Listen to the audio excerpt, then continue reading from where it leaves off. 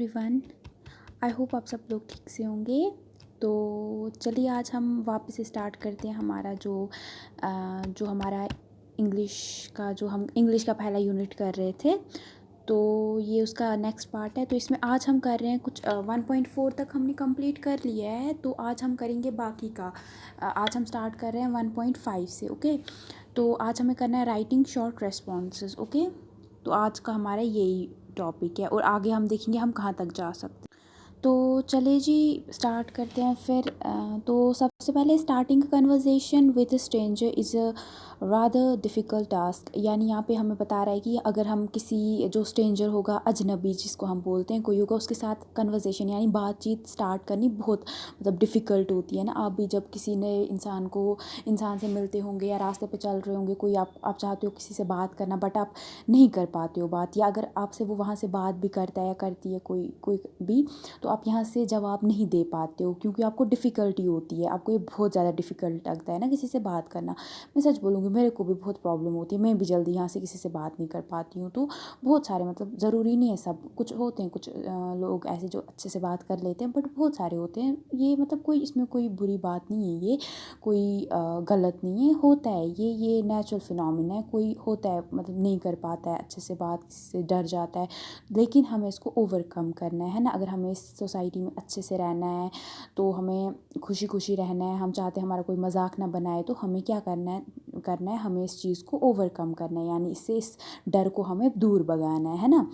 तो ओके, ये मैंने ज़्यादा ही कुछ बता दिया। तो चलिए, let us practice some situations where you may be required to begin conversation. तो चलो जी, हमें इन्होंने कुछ जो हमारा चेक योर प्रोग्रेस 4 है, इसमें कुछ इन्होंने सिचुएशंस दी हैं तो जो कि हमारी डेली लाइफ में होती रहती हैं। तो हमें इनको जो ये सिचुएशंस हैं इनमें मतलब इनको वहाँ से इन्होंने कुछ बताए, कुछ सिचुएशंस दी हैं, उनमें मतलब हम कैसे फिर बात कर सकते हैं किसी स्ट्रेंजर अगर हमें मिल जाता है, तो हम कैसे फिर उसको जवाब दे सकते हैं या कैसे बात कर सकते हैं, वो उनकी हम प्रैक्टिस करेंगे। आप इसकी अच्छे से प्रैक्टिस करना, क्योंकि यू नेवर नो आपकी लाइफ में कभी हो मतलब जब आपको कोई फॉरेनर मिले या कोई कहीं पे आपको कॉन्फ्रेंस में कुछ बोलना पड़ जाए या कोई मिल जाए, तो आपको यहीं से कन्वर्सेशन स्टार्ट करनी पड़े, तो आपको पता हो, आपके पास वर्ड्स हों कि आपको कैसे बात करनी है ना। तो चलो हम कर देखते हैं फिर, चलिए जी फिर देखते हैं, ठीक है। तो सबसे पहले हमें बोला है वन में think of a comment you could make in the following situations, it need not be more than a sentence also. तो इन्होंने कुछ हमें सिचुएशंस दी हैं, यानी कुछ ये बताया कि कुछ सीन्स दिए हैं, उनमें हमें बताना है कि हम क्या मतलब अगर हमें कुछ इंसान ने कुछ पूछा है तो हम उसके जवाब में उसको क्या बोलेंगे, है ना। तो हमें उसको कुछ ज़्यादा डिस्क्राइब नहीं करना है, कुछ लंबा नहीं लिखना है पैराग्राफ, हमें कुछ सेंटेंसेस में इसका आंसर देना है।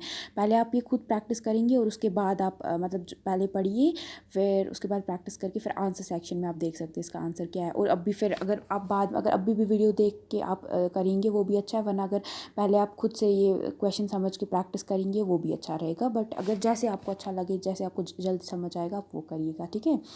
तो पहला जो हमारा है पॉइंट वो है यू आर वेटिंग ऑन ये सिचुएशन जो पहली दी गई है, you are waiting on a platform at the railway station, a foreigner who is also waiting says it's nice day isn't it, what would you say.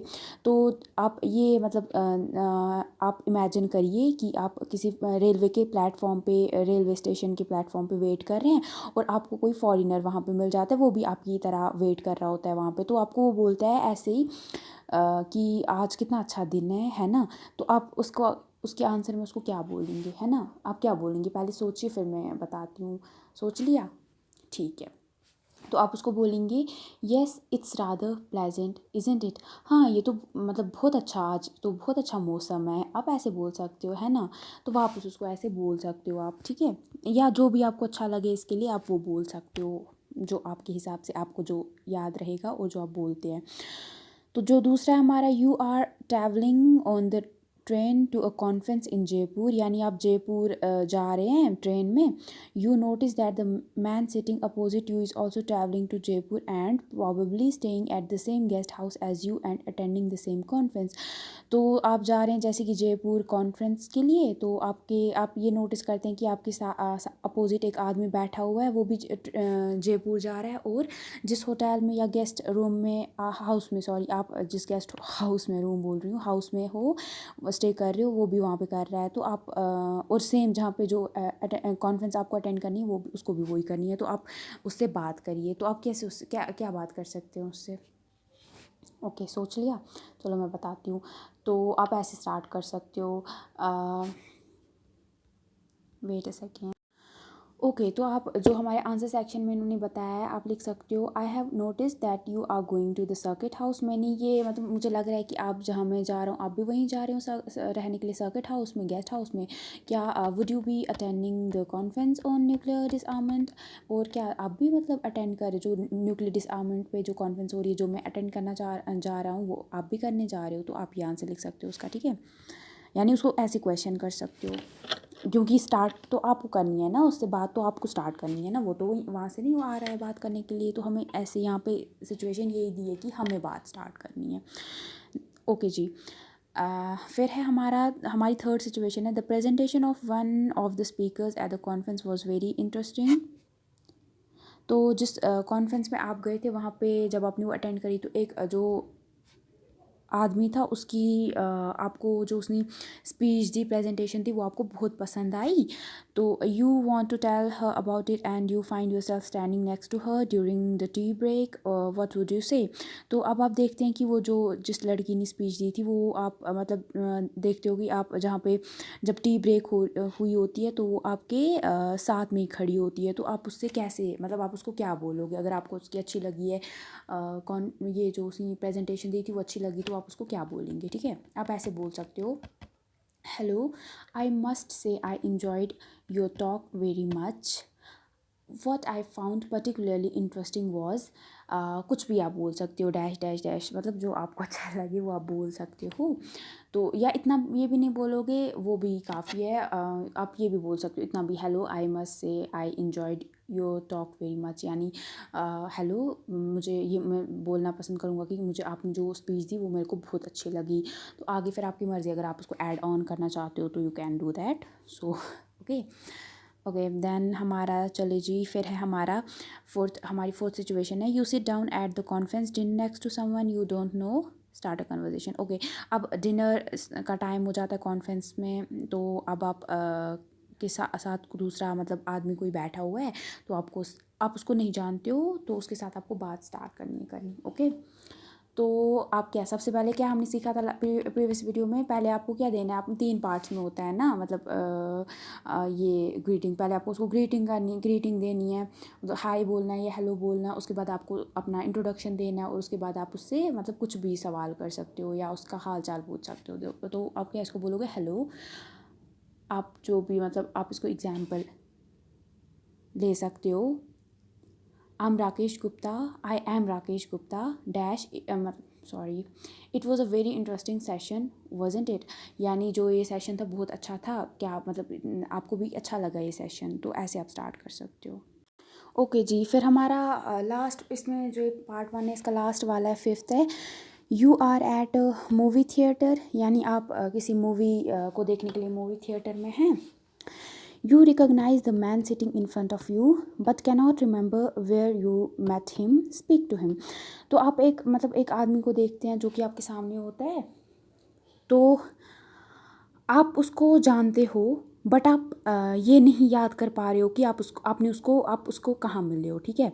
तो अब आपको उससे बात करनी है, तो आप ऐसे बात कर सकते हो, excuse me, haven't we met before, यानी माफ़ करिएगा क्या हम मतलब पहले हम कभी मिल चुके हैं। Was it at the conference on nuclear disarmament, क्या हम जो कॉन्फ्रेंस हुई थी न्यूक्लियर डिसआर्ममेंट पे वहीं तो नहीं कहीं हम मिले थे? तो ऐसे आप कर सकते हो। तो हो गया हमारा ये वाला यहीं पे समाप्त ये वाला पार्ट। तो दूसरा हमारा होता है, फिर दूसरा इन्होंने दिया है हमारा जो पार्ट 2 है, उसमें बोल रहा है reply to the different remarks in a sentence, it is a good idea to learn these remarks, you may often use them in your interactions. यानी यहाँ पे आपको कुछ इन्होंने सवाल दिए हैं या कुछ बातें बताई, उनका आपको जवाब देना है, ठीक है। यानी कुछ बात हो रही है उसके उसको साथ में कुछ बोल देना है उसमें, ठीक है। जैसे कि कोई आपको बोलेगा हेलो हाउ आर यू, आप बोलोगे उसको आई एम फाइन, इनको हम रिमार्क्स बोलते हैं, ठीक है। तो आप अगर इनको याद रखोगे, इनको याद करके रखोगे, या आप क्योंकि इससे जब आपको किसी के साथ फिर बात करनी होगी, तो आप कोई इंग्लिश में आपसे बात करता है तो आप उसको फिर यहाँ से जवाब दे सकते हो, ठीक है। तो इनमें से इन्होंने कुछ दिए हैं हमें प्रैक्टिस के लिए, तो चलिए हम प्रैक्टिस करते हैं। तो सबसे पहले उन्होंने दिया हमें दिया है पहले hello Rahul how are you, तो आप उसको क्या बोलोगे। हम ओब्वियसली ये तो बहुत ईजी है, हम बोलते हैं आई एम फाइन, उसके बाद हम शुक्रिया उसका करते हैं, यानी thanks, I am fine, thanks and you, फिर हम उसका पूछते हैं और तुम ठीक हो। देन पार्ट 2 है हमारा thanks Aditya for the chocolates, यानी शुक्रिया आदित्य तुमने जो मुझे चॉकलेट्स दिए थे उसके लिए। तो उसको जब आपको कोई थैंक यू बोलते हैं उसको क्या बोलते हो, you are most welcome, always welcome, या welcome my, it was my pleasure to help you, है ना, या माई प्लेजर, ये सारा, ठीक है, ऐसे बोलते हो। तो यहाँ पे आप लिखोगे you are very welcome, I am so glad you like them, ठीक है। तो फिर है उसके बाद हमारा हाउ डू यू डू, तो इसको आप लिख सकते हो वापस से हाउ डू यू डू, इसको आप बोल सकते हो, ठीक है। कोई आपको हाउ डू यू डू बोलता है तो आप भी बोल सकते हो हाउ डू यू डू। तो फिर उसके बाद आता है हमारा फोर्थ वाला हाउ डिड द मीटिंग गो, यानी मीटिंग कैसी रही। उसको आप इसको लिख सकते हो रादर वेल, थैंक यू, अच्छी थी, शुक्रिया पूछने के लिए। उसके बाद है हाउस बिजनेस, यानी कैसा है, कैसा चल रहा है सारा। तो यहाँ पे फिर आप लिख सकते हो very good indeed, things are busy right now, तो अच्छा ही चल रहा है लेकिन बहुत चीज़ें बहुत ज़्यादा बिज़ी, मतलब बहुत ज़्यादा बिज़ी हूँ चीज़ों के साथ, ठीक है। उसके बाद है should we stop for coffee on the way home, क्या हमें जब हम रास्ते में चल रहे होंगे घर पहुँचने से पहले कहीं पे कॉफ़ी के लिए रुकना चाहिए। तो आप बोल सकते हो certainly, where shall we go, क्यों नहीं, बिल्कुल, लेकिन हम जाएंगे कहाँ। तो ये आप इसको लिख सकते हो, छोटा रिमार्क आपको देना है, इसको नहीं आपको फिर पूरा लिखना है, ठीक है, छोटा सा इसको आंसर लिखना है, क्योंकि बोला है ना ब्रीफ में लिखना है, ब्रीफ मीन्स शॉर्ट।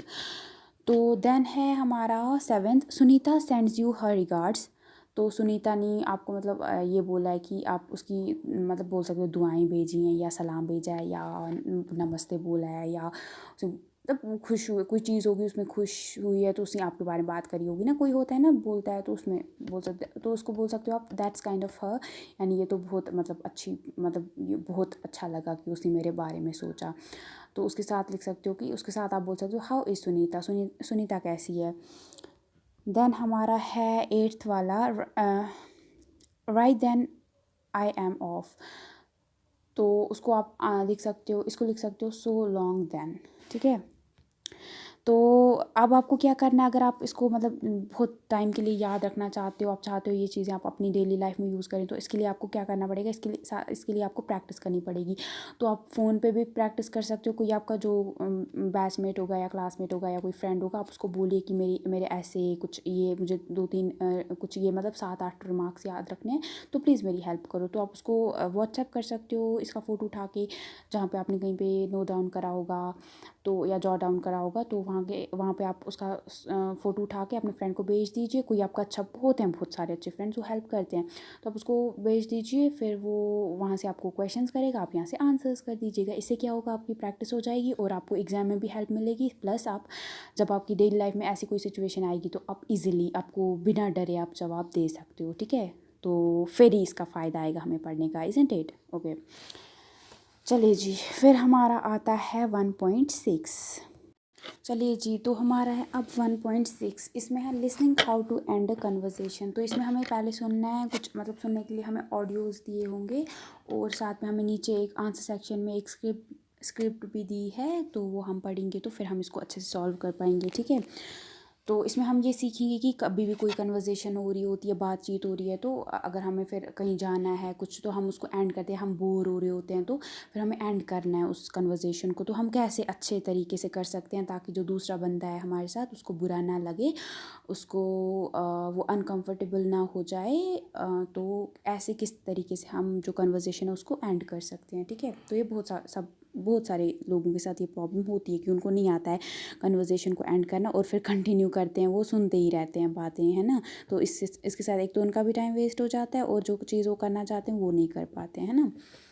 चले जी, तो इसमें है हमारा listen to the conversation between three friends on how to end a conversation. तो हमें इन्होंने नीचे दिया है आंसर सेक्शन में कन्वर्जेशन दी है, उसमें हमें देखना है कि तीन फ्रेंड्स के बीच में कन्वर्जेशन हो रही है, तो उसमें हम देखना है कि जो कन्वर्जेशन है, बातचीत है, उसको कैसे ख़त्म करते हैं। Answer the questions that follow, तो उसके बाद कुछ हमें क्वेश्चंस पूछे गए हैं, उनको हमें आंसर करना है। You will notice that the conversation is in informal style, और अब हम ये भी देखेंगे कि जो कन्वर्जेशन है इनफॉर्मल स्टाइल में है। इनफॉर्मल वे स्टाइल कब यूज़ करते हैं हम, जब हम अपने घर में बात कर रहे होते हैं, या छोटों से बात कर रहे होते हैं, या फ्रेंड्स वगैरह से बात कर रहे होते हैं, है ना। तो can you suggest some reasons for this, तो उसके बाद हमें क्या कुछ रीज़न्स देने हैं इसके बारे में, वो इनफॉर्मल में क्यों है ना। तो जब हम देखेंगे, आप देखोगे, आपको पता चलेगा कि वो फ्रेंड्स के बीच में हो रही है बात, तो इसलिए वो ऐसे है। Before you listen you must read the questions below, उस जब मतलब जब वो ऑडियो जो आपके पास होगा ना आपके स्टडी मटेरियल के साथ, वो जब पहले सुने आप, उससे पहले आपको ये क्वेश्चंस पढ़ने हैं, ठीक है। तो चेक योर प्रोग्रेस 5 हम देखते हैं, say whether the following statements are true और फॉल्स। तो हमें कुछ स्टेटमेंट्स दिए गए हैं, हमें बताने सही है कि गलत है। ओके जी, पहले हम ये पढ़ेंगे स्क्रिप्ट, और आप वो ऑडियो भी सुन लीजिएगा, और अगर ये भी मैं जो पढ़ रही हूँ अगर ये भी सुनेंगे, इससे भी हो जाएगा आपका मसला हल। तो क्योंकि ये भी तो लिसनिंग है ना, प्लस इसमें आप देख भी रहे हो। तो चलिए जी, text for audio for listening exercise, जो आप सुनोगे ऑडियो उसी का टेक्स्ट है ये, ठीक है, टेक्स्ट में देख के। तो चलिए जी, हम पहले ये पढ़ते हैं। तो सबसे पहले ये किन के बीच में बातचीत हो रही है, कन्वर्सेशन हो रही है, देव, रिंकू और नेहा के बीच में। तो पहले देव स्टार्ट करता है, well everything's sorted out finally, I will go check with the caterers about the lunch, so long then. तो देव बोलता है कि चलो फाइनली सब कुछ सॉर्ट आउट हो गया एंड ठीक हो गया, तो अब मैं पहले देखता हूँ कि जो कैटरर्स हैं वो मतलब उन्होंने लंच जो होने वाला है वो लंच कब तक सर्व कर रहे हैं, ठीक है। तो फिर रिंकू बोलती है, यार why don't you wait for bit, उसको बोलती यार, यहाँ पे सबसे पहले इसने बोले, यानी फ्रेंड्स के बीच में बात हो रही है, हमें यहाँ पे पता चल रहा है कन्वर्सेशन हो रही है। तो इसको बोलती है कि रिंकू बोलती है, तुम वेट क्यों नहीं कर सकते हो थोड़ा, Neha hasn't yet turned up and she has the money, Neha है वो अभी तक नहीं आई और पैसे उसी के पास हैं। अब देव बोलता है, sorry I don't think I can afford to wait, sorry लेकिन मुझे नहीं लगता है कि मैं वेट कर सकता हूँ। If the caterer packs off there be no lunch at the seminar tomorrow, see you. तो अगर कैटरर ने मैं तुम्हारा वेट नहीं मैं वेट नहीं कर सकता हूँ नेहा का, क्योंकि अगर कैटरर ने सारा खाना पैक कर दिया तो सुबह सेमिनार के लिए क्या कुछ भी नहीं बचेगा, ठीक है, तो मुझे जाना पड़ेगा।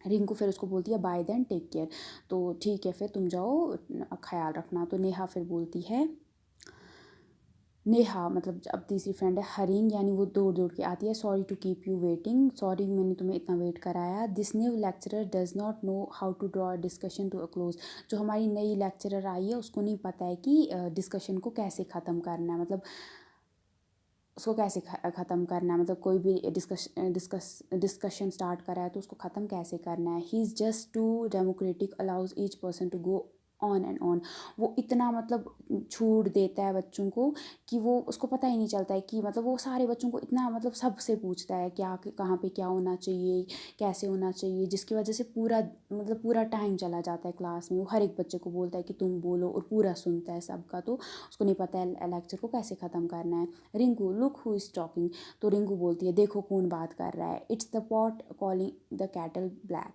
ये ऐसा लग रहा है कि जो पॉट है वो बोल रहा है कैटल ब्लैक है, यानी पॉट ये यहाँ पे इन्होंने ये इसने मतलब इसको ये कर रही है, टसने बोलते हैं आई थिंक, हाँ हमारी लैंग्वेज में टसने बोलते हैं, बट उसको ये ताने मार रही है कि देखो पॉट होता है यहाँ पे, इसका मतलब है कि पॉट पता है क्या, पॉट होता है जिसमें चाय हम उबालते हैं, यानी अगर हम चाय जिसमें उबालते हैं वो ब्लैक हो जाएगा, कि जो कैटल है जिसमें हम फिर चाय डालेंगे वो ब्लैक हो जाएगा, ओब्वियसली पॉट हो जाएगा ना। तो यहाँ पे इसको बोल रही है कि देखो कौन बोल रहा है, ऐसा लग रहा है कि पॉट जो है जो बर्तन है वो बोल रहा है कि कैटल काली है।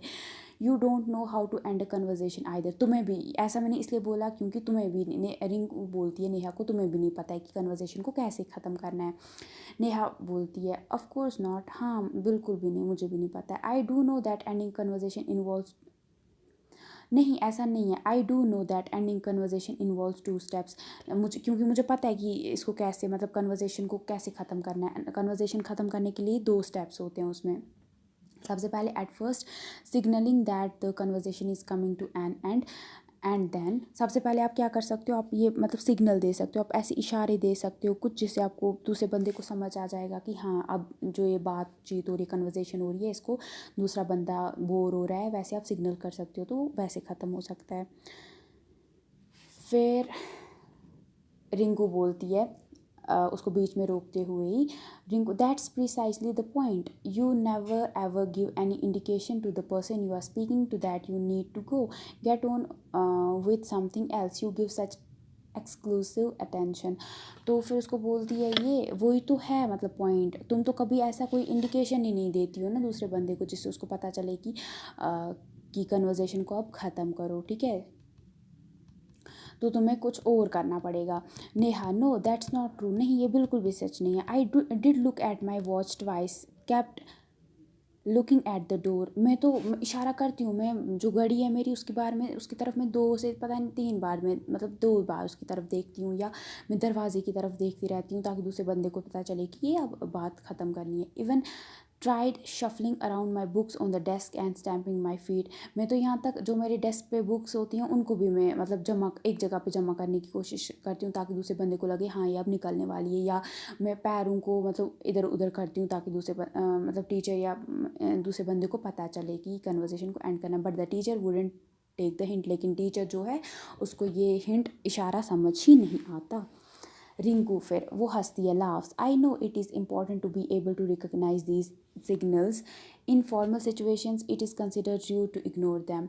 तो अब मतलब ये रिंकू बोलती है कि मुझे भी लगता है बहुत ज़्यादा इंपॉर्टेंट है कि आपको दूसरों के सिग्नल्स पता चले, और जब कोई फॉर्मल सिचुएशन हो उसमें तो ये बहुत ज़्यादा रूड माना जाता है। आप अगर किसी के जो इंसान है कोई इशारे आपको कर रहा है बट आप नहीं समझ पा रहे हो तो वो बहुत रूड माना जाता है। देन नेहा बोलती है दैट्स प्रिसाइजली माई पॉइंट, ये बिल्कुल ये मेरा भी सेम, मैं भी यही बोल रही हूँ। It is normally the one who is superior in age और status who signals the end of a conversation, तो नॉर्मली क्या होता है जो बड़ा होता है या सुपीरियर होता है उसका स्टेटस बड़ा होता है तो वही मतलब एंड कन्वर्जेशन वही करता है।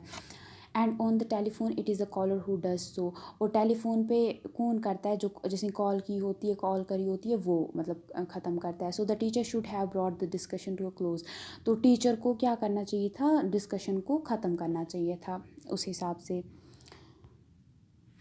तो रिंकू फिर हंसती है, पुअर यू, दैट्स राइट, हाँ तुम्हारे साथ तो बहुत बुरा हुआ, बिल्कुल सही बोल रही हो। This tutor is a bit thick, तो ये जो ट्यूटर है ये थोड़ा ज़्यादा ही मतलब ये नहीं सोचता है बच्चों के बारे में कि बच्चों को भी जाना होता है जल्दी। तो just body language doesn't work with him, तो बॉडी लैंग्वेज उसके साथ मतलब कहाँ उसको समझ नहीं आती है बॉडी लैंग्वेज उतना, वो मतलब बहुत सीरियस टाइप का बंदा, उसको ये सारी चीज़ें समझ नहीं आती। You should have made an excuse, sorry sir we have got another class after this और समथिंग लाइक दैट, तो तुम्हें क्या करना चाहिए था, तुम्हें उसको कुछ मतलब एक्सक्यूज़ देना चाहिए था, तुम बोल सकते थे सॉरी सर मुझे इसके बाद दूसरी क्लास है मेरी या कुछ और, तो उससे उसको समझ आ जाता। नेहा फिर बोलती है it's not that I didn't try, ऐसा नहीं है कि मैंने कोशिश नहीं करी, I thanked him for an insightful lecture, मैंने उसका शुक्रिया अदा भी किया इतना अच्छा लेक्चर देने के लिए, but he just got carried away and went on and on, लेकिन उसके बावजूद भी वो मतलब वो उसके बावजूद भी उसने मतलब वो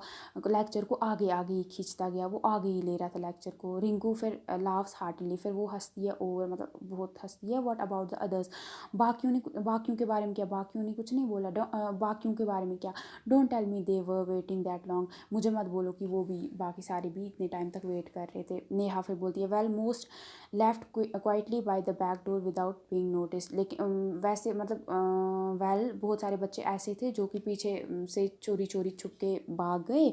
don't expect me to do that, it's so awful rude, लेकिन मुझे ये तुम अब मुझसे एक्सपेक्ट नहीं करना कि मैं भी ऐसे ही भाग जाऊँगी, मैं बहुत डिसिप्लिन टाइप की लड़की हूँ, मैं ऐसा नहीं करूँगी, मुझे बिल्कुल भी अच्छा नहीं लगता है, मुझे रूड लगता है, ठीक है। और उसके बाद ख़त्म हो जाता है ये हमारा यहाँ पे ये स्क्रिप्ट। चले जी अब हम इसकी करेंगे चेक योर प्रोग्रेस 5, तो इसमें ट्रू फॉल्स हमें बताना है। Dev signals that a conversation is drawing to close, तो जो देव है वो ऐसे सिग्नल करता है जिससे पता चलता है कि जो अब कन्वर्सेशन है उसको ख़त्म करना है, तो इसका आएगा आपको ट्रू, हाँ क्योंकि वो सबसे उसको बोलता है ना कि मुझे जाना है क्योंकि जो खाना है सुबह तक ख़त्म हो जाएगा, जो कैटर है वो खाने को बाकियों को दे देगा, तो मुझे सुबह सेमिनार तक नहीं रहेगा, सेमिनार तक खाना ख़त्म ही हो जाएगा, तो मुझे पहले वहाँ जाना है, तो वो ख़त्म करता है वो चला जाता है, ठीक ठीक है, तो इसको आपको ट्रू है। सेकंड है हमारा Dev uses an inappropriate parting salutation greeting. जो देव है वो अजीब किस्म का मतलब सैल्यूटेशन ग्रीटिंग स्टार्ट करता है, ठीक है, ये हमारा फॉल्स है, नहीं वो ऐसा नहीं करता है। थर्ड है हमारा Rinku feels that Neha is good at ending conversation. जो रिंकू है वो उसको लगता है नेहा जो है वो कन्वर्जेशन ख़त्म करने में बहुत अच्छी है, क्या ऐसा सच है? नहीं, उसको नहीं लगता है ऐसा, वो उसको बोलती है कि तुम भी ऐसी ही हो, जब वो उसको टीचर के बारे में बोल रही होती है।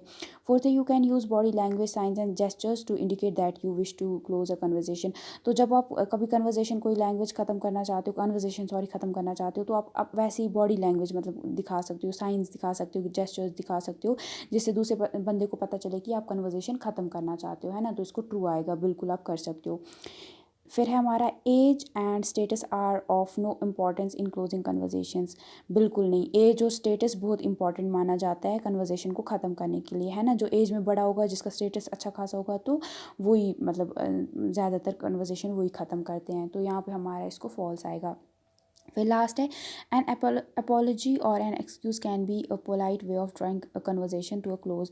तो हम अगर कभी कोई कन्वर्जेशन ख़त्म करना चाहते हैं तो हम उसको कैसे ख़त्म करा सकते हैं? हम उससे या तो इंसान से बोलेंगे सॉरी मुझे कहीं कुछ काम है, तो उससे माफ़ी मांग सकते हैं, और उसको बोल सकते हैं एक्सक्यूज़, उससे कोई मतलब बहाना दे के कन्वर्जेशन को ख़त्म कर सकते हैं, ठीक है। फिर हमारा सेकंड इसमें listen to audio again, find the exact words, phrases or sentences that is used in the dialogue to do the following। तो हमें इसमें देखना है, ऑडियो को सुन के बताना है कुछ वर्ड्स, फ्रेजेस और सेंटेंसेस जो देखने हैं हमें कि डायलॉग में जो कि यूज़ करे गए हैं, ठीक है। Expression used by Dev to signal end of conversation. तो जो देव था उसको जब कन्वर्जेशन ख़त्म करनी थी, उसने क्या एक्सप्रेशन दिया था, उसने इसमें मतलब आंसर पहले वहीं से दिया है, सो लॉन्ग देन, है ना, ये दिया था। तो दूसरा है इसमें parting salutation used by Dev, तो उसने यूज़ किया था so long then see you, ठीक है, इसका आंसर है। फिर दूसरा है parting salutation used by Rinku. तो रिंकू ने क्या सैल्यूटेशन यूज़ किया था? रिंकू ने यूज़ किया था ख़त्म करने के लिए कन्वर्जेशन को, मतलब उसने ये यूज़ करा था looking at the watch, looking मतलब उसने ये बताया था कि जैसे मतलब कभी मैं कन्वर्जेशन ख़त्म करना चाहती हूँ तो मैं ऐसे करती हूँ, या तो मैं वॉच की तरफ देखती हूँ, या मैं दरवाजे की तरफ देखती हूँ, या मैं अपने पैरों को इधर उधर करती हूँ, या बुक्स को इधर मतलब हटाती हूँ, ठीक है। तो आप लिख सकते हो looking at the watch, looking at the door, looking restless by stamping feet और मूविंग थिंग्स, ठीक है। उसके बाद है body language to signal the end of a conversation. तो बॉडी लैंग्वेज क्या होनी चाहिए कन्वर्जेशन को ख़त्म करने के लिए, ठीक है। सॉरी, जो हमारा थर्ड था ना उसको मैंने मतलब गलत वो बताया था, उसका आंसर है इसमें बाय देन टेक केयर, उसने यूज़ करा था, ठीक है।